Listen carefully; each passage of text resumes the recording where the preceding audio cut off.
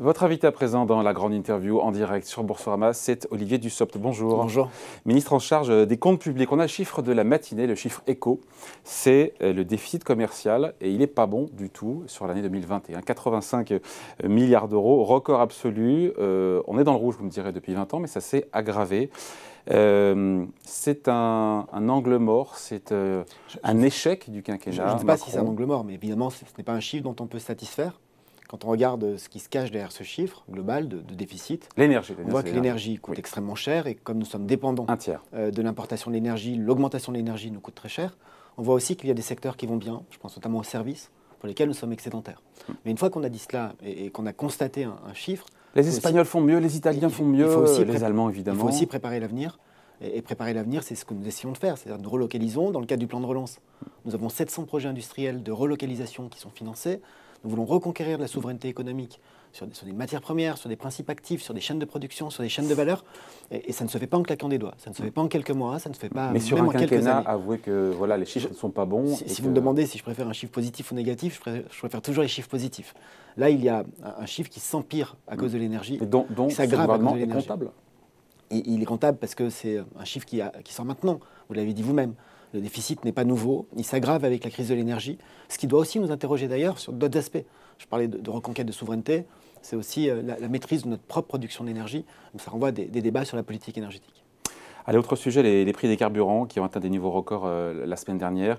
Depuis mi-décembre, la facture ne cesse d'augmenter, on le voit tous pour les automobilistes. Depuis le début de l'année, vous savez de combien a augmenté le baril de pétrole, le Brent, depuis le début de l'année? Je ne l'ai plus en tête, mais 20%, quasiment 20%. Donc c'est vrai qu'il y a eu beaucoup de mesures de la part du gouvernement qui ont été multipliées depuis le mois d'octobre. Je vous le confirme. Mais est-ce que tout ça n'est pas aujourd'hui insuffisant? Parce que depuis, le prix du pétrole je ne crois pas que ce soit insuffisant. Obsolète, hein, parce que les prix ont continué d'augmenter. Qu'avons-nous fait? Nous avons d'abord annoncé que les ménages les plus fragiles, 5 800 000 ménages, allaient bénéficier d'un chèque énergie supplémentaire de 100 euros. Pour des ménages qui en bénéficiaient déjà et qui avaient perçu un chèque énergie au mois d'avril dernier. Nous avons annoncé que 38 millions de Français, ceux qui gagnent moins de 2 000 euros par mois, allaient bénéficier d'une indemnité inflation qui va au-delà des carburants. C'est suffisant, il ne faut pas en faire plus. Cela représente 3 800 millions d'euros. Oui. Et nous avons dans le même temps modifié la fiscalité sur l'électricité pour limiter la hausse à 4% et plafonner le prix du gaz. Il faut savoir que... Coût pour les finances publiques, 8 milliards. 15 milliards d'euros. En cumul. 15 milliards d'euros, desquels il faut défalquer, pour être tout à fait transparent, un peu moins de 3 milliards d'euros de TVA supplémentaire. Et donc, on est à 12 milliards d'euros de coûts pour les finances publiques. Et par ailleurs, nous avons demandé à EDF de contribuer, notamment par des productions d'énergie au titre de l'AREN.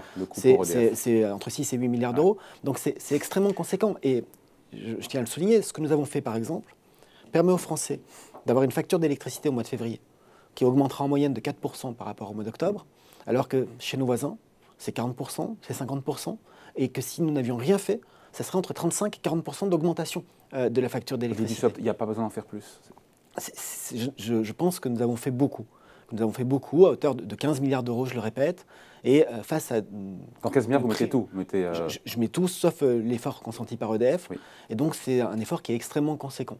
Et donc nous travaillons à cela, nous le suivons évidemment avec attention, parce que les prix sont ce qu'ils sont, les évolutions de prix sont ce qu'elles sont, mais je tiens à souligner ce que nous avons fait pour répondre à tout cela. Ouais. Lorsque nous avons décidé de la prime inflation au mois de décembre, on a tout entendu.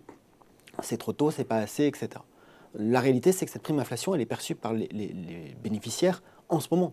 À l'heure où nous parlons, sur les 38 millions de bénéficiaires de la prime d'inflation, de l'indemnité inflation, 20 millions l'ont perçue. À la fin du mois, au titre du versement des retraites, 12 millions de retraités vont en bénéficier, fin février.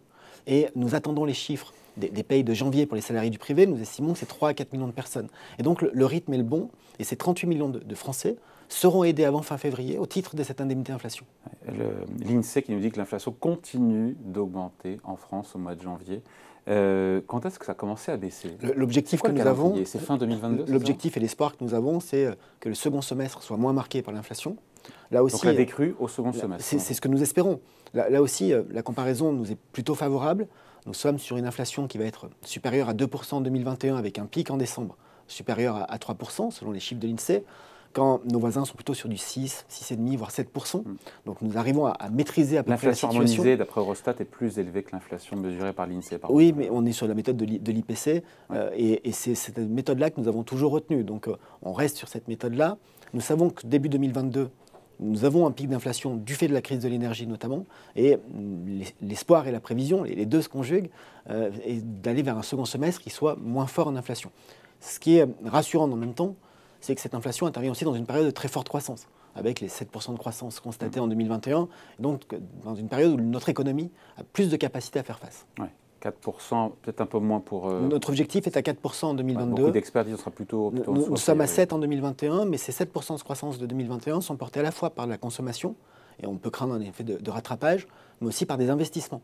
Des investissements très forts, par une amélioration de la productivité des entreprises. C'est ce qui explique par exemple que les recettes d'impôt sur les sociétés, malgré la baisse des taux que nous avons menée jusqu'au bout, ces recettes sont en très forte augmentation par rapport à notre prévision de recettes. Avec un acquis de croissance pour 2022 qui est de 2 et quelques %, si d'aventure tous les autres trimestres, 2, 3 et 4, étaient nuls. Et nous espérons bien que les autres trimestres ne soient pas nuls et qu'il y ait de la croissance. Donc on reste confiant sur ce 4%. Qui conforte notre objectif de 4%. Même si beaucoup d'experts privés disent, a priori, ça Bruno Le Maire l'a dit, j'ai eu l'occasion de le dire aussi. Nous considérons que la croissance de 2021 est la traduction d'une très forte reprise, d'un rebond de notre économie, pas d'un rattrapage, et que ça n'obère pas notre capacité à tenir notre objectif de croissance en 2022. Bon, fin janvier, on avait le commissaire européen Thierry Breton qui s'était prononcé pour des chèques spécifiques ciblés, dans la lignée de ce qui a été fait en France. Donc on exclut ou pourquoi pas renouveler l'opération sur la prime inflation, sur le chèque énergie si besoin. Vous fermez la porte ou vous la laissez entrouverte? En matière d'aide aux ménages comme d'aide aux entreprises, quand on est dans un contexte d'incertitude, et l'incertitude est là. Elle est là sur le marché de l'énergie, elle est là aussi du fait de tensions géopolitiques qui font l'actualité de ces derniers jours et des jours qui viennent. Il faut toujours rester prudent et ceux qui ferment les portes violemment, comme ceux qui les ouvrent trop rapidement, sont généralement imprudents. Donc je l'ai dit, nous le suivons avec attention. Je rappelle ce que nous avons fait. Donc vous ne l'excluez pas. 15 milliards d'euros, ça n'est pas rien, c'est le moins qu'on puisse dire. Nous sommes encore dans une phase au cours de laquelle nous versons l'État, les différents... Pourtant c'est la fin du quoi qu'il en coûte, a réaffirmé ce matin Bruno Le Maire. C'est d'ailleurs assez illustré, puisque comme ministre des Comptes publics, je peux vous dire qu'en 2022, malgré les aides que nous mettons en place, malgré ces dispositions, le volume de la dépense publique, indépendamment de l'inflation, n'augmentera que de 0,8%. C'est le même taux d'évolution en volume qu'au début du quinquennat, c'est ce qui nous avait permis de revenir en dessous de 3%. Bon, et pour l'instant, le déficit public, il est sur 2021 de 7%. Nous espérons qu'il soit un petit peu moins important. Ouais. Mieux en tout cas que le 8% qui était prévu il y a un an. Nous étions à 8,2% dans les prévisions, et je pense que nous serons très légèrement inférieurs à 7, ce qui est autour mieux. De 7. Et nous avons un objectif qui est de 5% en 2022 quelle est la moyenne en zone euro pour revenir. Sur 2021 la moyenne est beaucoup plus basse que nous, et nous avons du retard. 4%, c'est la moyenne de la zone euro. Il faut oser dire que la France n'est toujours pas un bon élève en matière de compte public. La France a un déficit 7, qui est important, la moyenne est à 4. Mais la France a fait deux choix que nous assumons totalement. Le premier choix, c'est le quoi qu'il en coûte. Et le quoi qu'il en coûte, ça représente 140 milliards d'euros de dépenses. Ça représente des dizaines de milliers d'entreprises sauvées. J'étais à Madrid il y a quelques jours pour parler coopération douanière sur un autre sujet. Mes interlocuteurs espagnols me disaient que la crise avait entraîné la fermeture de 60 000 restaurants en Espagne. Nous n'avons pas connu ce phénomène-là et c'est très heureux. Et ce que nous avons fait en matière d'aide à l'économie nous a permis, un, de rebondir plus fort, et deux, de dépenser moins. Il y a une étude intéressante aussi qui est sortie il y a quelques jours, qui dit que si nous n'avions rien fait, le niveau de la dette publique ne serait pas à 113% du PIB comme celui que nous connaissons aujourd'hui, mais plutôt à 130%. C'est la démonstration qui vaut parfois mieux prévenir que guérir. Et le deuxième choix que nous assumons est un choix qui vise à tirer les conséquences, à tirer les leçons du passé. Lors de la dernière grande crise, la volonté a été de redresser les comptes très vite. Pourquoi pas? Sauf que ça s'est traduit par des mesures d'austérité ou d'augmentation d'impôts, et donc par un étouffement de la croissance. Notre choix est de revenir vers les 3% en 2027, pas avant 2027, parce que nous considérons que c'est la bonne méthode pour ne pas étouffer la croissance, et parce que nous considérons que la croissance permet de faire face aux engagements et de sortir de la crise que nous connaissons. Pour stabiliser cette dette d'ici 2027, c'est l'Institut Montaigne qui fait ses calculs. Je parle, vous me direz ce que vous en pensez. Et bon, pour faire refluer sous 3% le déficit public, il faudrait un programme d'économie de 70 milliards d'euros sur un quinquennat. Ça fait 15 milliards d'euros d'économie chaque année. C'est un effort qui n'a jamais été réalisé. Ça n'a jamais été fait, et les prévisions qui sont les nôtres, lorsqu'on regarde le programme de stabilité, ne sont pas les mêmes. Nous considérons que pour revenir à 3% en 2027, il faut que l'augmentation de la dépense en volume, donc toujours en défalquant l'inflation, soit limitée entre 0,7 et 0,8% par an en moyenne, en volume, la totalité de la dépense publique. Ce que vous avez fait en début de quinquennat. Ce que nous avons fait en début de quinquennat. Les prévisions de l'Institut Montaigne, la prospective de l'Institut Montaigne est plutôt sur du 0,2, 0,3. Et donc nous avons un différent sur les modalités de calcul. Je dois bientôt d'ailleurs les rencontrer pour en discuter. Ouais. Sur 5% de déficit public, vous êtes à l'aise d'ailleurs avec cette prévision pour 2022 pour la France, de 5% de déficit public? Vous êtes à l'aise avec cette prévision? Oui, totalement. Vous savez qu'il y a la part qui est liée au déficit public structurel, donc indépendamment de la conjoncture. Alors, je le sais, mais je veux relativiser cette part. Il est très élevé. Je n'ai pas de chiffre en tête, mais peut-être entre 4, 4,5, je dirais. Oui, avec une question de méthodologie qui se pose. Pendant les même s'il y a plus de croissance, le déficit ne se réduit pas. Pendant les 2 premières années de crise, il a été considéré que les dépenses d'urgence et les dépenses de relance étaient des dépenses conjoncturelles. Et à partir de 2022, elles sont considérées comme des dépenses structurelles. Ce sont les mêmes dépenses. Mais en termes de nomenclature comptable, c'est intégré ainsi. Je pense que sur la méthode de définition de ce qui relève du structurel et du conjoncturel, il y aurait beaucoup à dire. Moi, ce qui m'intéresse, c'est que nous avons un déficit qui est important, mais nous avons une trajectoire pour le réduire. Et une trajectoire qui est pensée, qui est cohérente avec les hypothèses économiques, qui est cohérente avec notre hypothèse de croissance. Et avec des efforts à faire. Personne n'a jamais dit le contraire. Et quand je dis il y a un instant que pour revenir à 3%, il faut maîtriser l'augmentation de la dépense publique en volume à 0,8, 0,7, 0,8% par an. Ça nécessite des efforts. Ça nécessite de repenser le plan achat. Ça nécessite de mener des réformes structurelles, tout le monde a en tête, notamment la réforme des retraites. Mais ça nécessite des efforts et des efforts qui sont conséquents, mais qui ne sont pas aussi importants que ceux que vous avez cités. Lors du prochain quinquennat, quel que soit le président, il faudra réformer encore une fois et allonger, reporter le départ de l'âge légal à la retraite. Tu n'auras pas le choix. Je crois que la réforme des retraites ne doit pas être abordée uniquement sous l'angle de l'âge légal de départ. Elle doit aussi être abordée sous l'angle de la lisibilité. Nous avons 42 régimes. Ça n'est pas lisible, ça n'est pas juste. Nous avons des salariés qui ont à connaître la précarité, qui ont à connaître des changements de branche, qui ont à connaître des passages du public au privé et qui, dans le régime actuel, sont pénalisés. C'est ce qu'on appelle parfois les multipensionnés, les polypensionnés. Il faut qu'on puisse réfléchir en termes d'équilibre du système. Ça nécessite de travailler plus à l'échelle d'une vie. Il faut qu'on réfléchisse en termes de justice, en termes d'équité. Travailler plus à l'échelle d'une vie dit reporter l'âge légal. Il faut qu'on réfléchisse aussi en termes de prise en compte de la pénibilité et de mieux prendre en compte les spécificités de chaque métier plutôt que de penser des règles générales. Bon. En matière de baisse d'impôts, 50 milliards d'euros, me disait hier Agnès Pannier-Runacher. 52 même avec les nouvelles prévisions de croissance. Voilà, de baisse d'impôts sur le quinquennat. Et pour autant, quand on regarde le taux de prélèvement obligatoire tel qu'il devrait ressortir en 2022, ces prospectives, vous me direz, il est de 43,6%. Exactement. Il a baissé donc d'un point en 5 ans, parce que les calculs... 1,2. Hein 1,2. Voilà, on est précis. Mais on est encore une fois, pardon, si nous comparer à la moyenne de la zone euro, on est combien de points au-dessus de la moyenne de la zone euro? Vous avez raison, nous sommes au-dessus, mais 4 attendez. points. On est 4 points au-dessus. C'est pas problématique, même si on peut se gargariser d'avoir baissé d'un point. Laissez-moi terminer ma phrase. Le président de la République s'est engagé à baisser les impôts. Nous l'avons fait. 50 milliards de baisse, la moitié pour les ménages, la moitié pour les entreprises. Nous revenons à un taux de prélèvement obligatoire pour 2022 qui est de 43,6%. À quoi est-ce qu'on peut le comparer? Au taux des prélèvements obligatoires en 2009.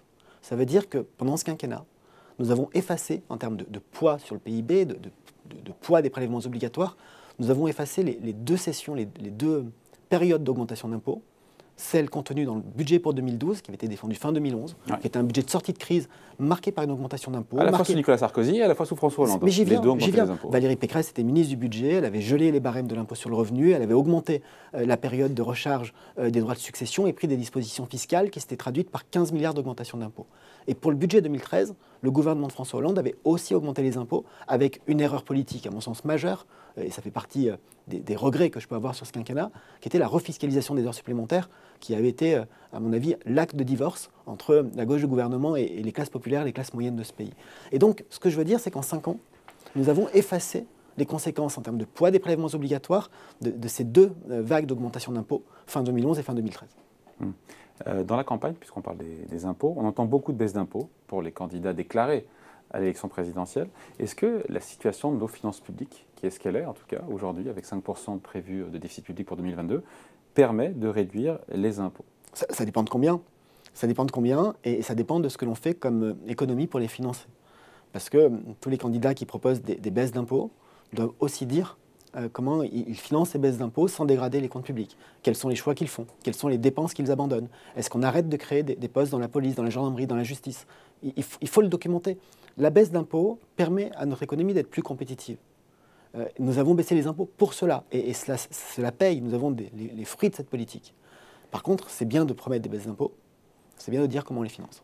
Parce que le gouverneur de la Banque de France, je crois que c'était la semaine dernière qui était à Dauphine, disait en gros, ben non, la réalité, c'est que le pays n'a pas les moyens aujourd'hui de baisser ou d'augmenter, enfin de baisser les impôts ou d'augmenter la dépense publique, compte tenu, il disait, de la probable remontée des taux d'intérêt. On est aujourd'hui à 50 points de base sur le 10 ans français. Il y a une question relative aux taux d'intérêt, mais au-delà des taux d'intérêt.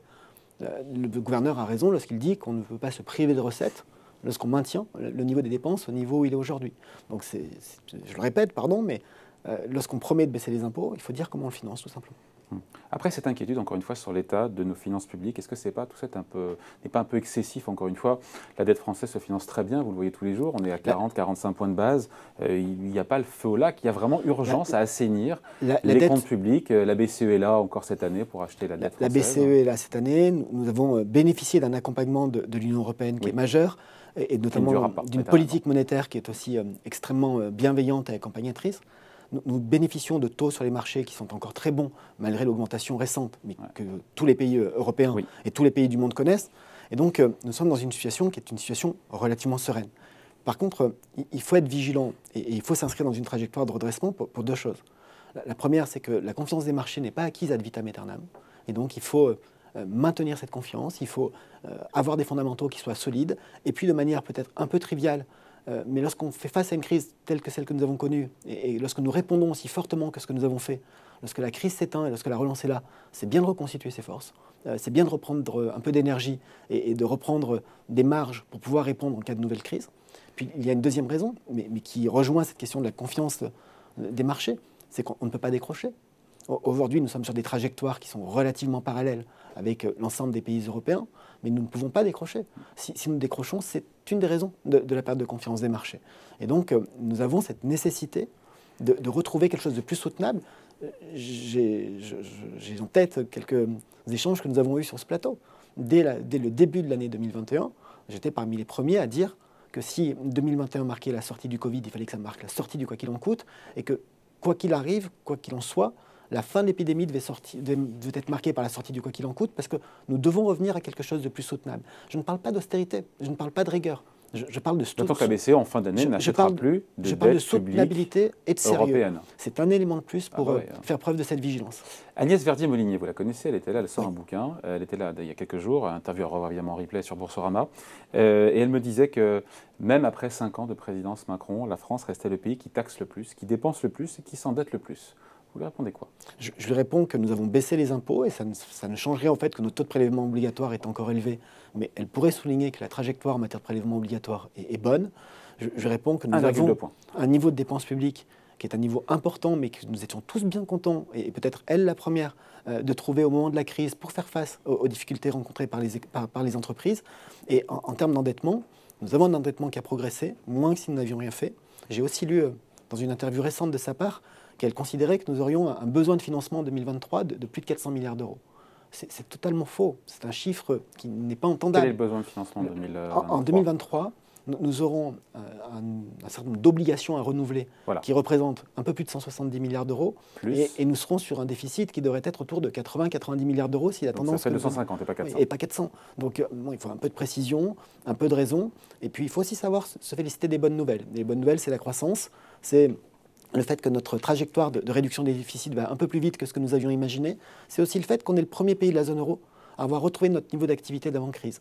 Et donc, parfois, je préfère, mais peut-être que c'est mon rôle, je préfère insister sur les bonnes nouvelles plutôt que d'en inventer des mauvaises. Bon, dernière question avant de se quitter. Il y a beaucoup de mesures économiques qui ont été lancées, encore une fois, dans cette campagne présidentielle. Il y a l'ISF climatique côté Jadot, le retour à la retraite à 60 ans pour Mélenchon. C'est un peu moins clair pour Marine Le Pen qui doit s'exprimer d'ici peu là-dessus. L'allongement à 64 ans pour Valérie Pécresse. Il y a cette prime Macron XXL proposée par Éric Zemmour, jusqu'à 3 mois de salaire défiscalisé, désocialisé, comme on dit, donc net. Il y a l'abattement des droits de donation qui pourrait doubler à 200 000 € pour Valérie Pécresse. Et quelles sont les mesures, rapidement, qui ont vos faveurs ou rien de... De tout ce que vous avez cité ? Rien. Rien parce qu'on oscille entre la démagogie pour certaines, l'impossibilité de faire pour d'autres, et la complexité et l'alourdissement et l'augmentation des impôts pour les dernières. Et donc, je pense que les meilleures mesures économiques sont à venir. Bon, on aura l'occasion d'en reparler. Merci beaucoup d'avoir été avec nous, Olivier Dussopt, donc le ministre en charge des comptes publics invité de la grande interview en direct sur Boursorama. Au revoir.